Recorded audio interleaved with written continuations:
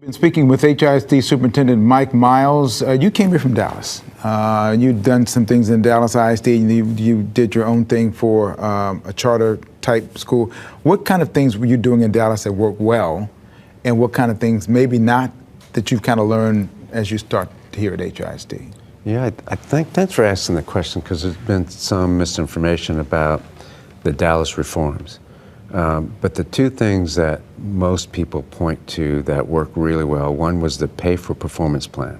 Despite some of the misinformation, if you look at the research, and I encourage you to look at the National Bureau of Economic Research study, the latest one that came out in March of this year, so not too long ago, which shows that the pay for performance plan that we put in place in Dallas has led to long-term achievement results for the kids of Dallas Independent School District. Because of the pay of the teachers who were rewarded for their teaching success? So that's part of it. It's a comprehensive package. Achievement data is just part of it, but the quality of instruction was another.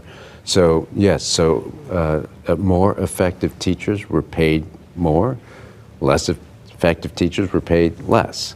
And that has led to long-term success and achievement for the kids of Dallas ISD.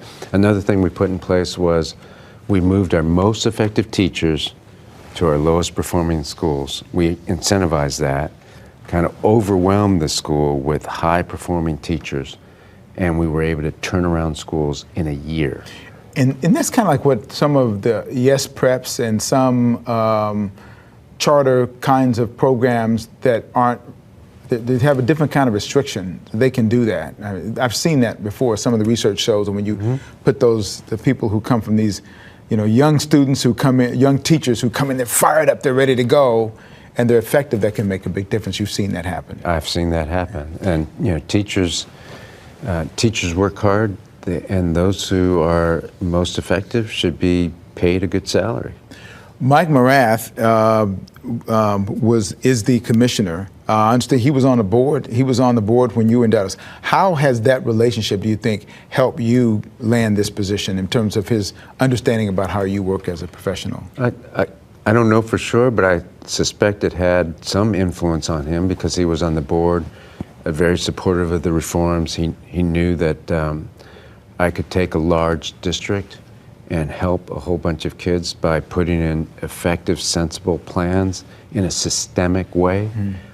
So I think his having firsthand knowledge of that really helped. I think he also knew what a challenge this would be, and that you needed someone who could have leadership, have vision, but also make the tough decisions that few others are prepared to make. You made a reference to setting some of the records straight about Dallas. The score is one thing, but you keep seeing things like where you left, you resigned, you didn't end on a happy note. What happened at the end of your tenure in Dallas? Yeah, so thanks for asking, giving me a chance to clarify, because there's misinformation about that too. So I left for personal reasons, the health of my son. I had 2 more years on my contract. So I left on my terms, and I left because of my son's health. That's it. Good. Well, I'm glad to be able to help clarify some of those things. I hope that you will be willing to come back on this program and talk about some of the things that are going on, good and bad. As you said, it's going to be a long term for you. This is 2 to 3 years at least, we think, right now, based upon what you know, right? Yes, I think 3 to 4 years is probably, we're going to work as expeditiously as possible. We're going to try to help kids because they don't have any time. We have time, right? But our kids don't even have a year, right, to waste. So we're going to work hard and fast, but we have to do it in a purposeful way. Right. And so my guess is, 3 to 4 years is probably what it will take. Well, what I promise you is that when you come on here, I'll be fair. I'll be sometimes asking tough ones and sometimes not, but you'll always know you have an open invitation to come here whenever you want to talk. And you can come by my office too. And if you come between around 10:30 to 11, if I have time, I'll cook you some eggs. Oh, all right now.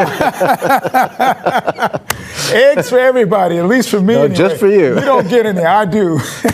Superintendent, thank you so much for coming in. Hey, this is Houston Newsmakers Extra. Share this with everyone you know.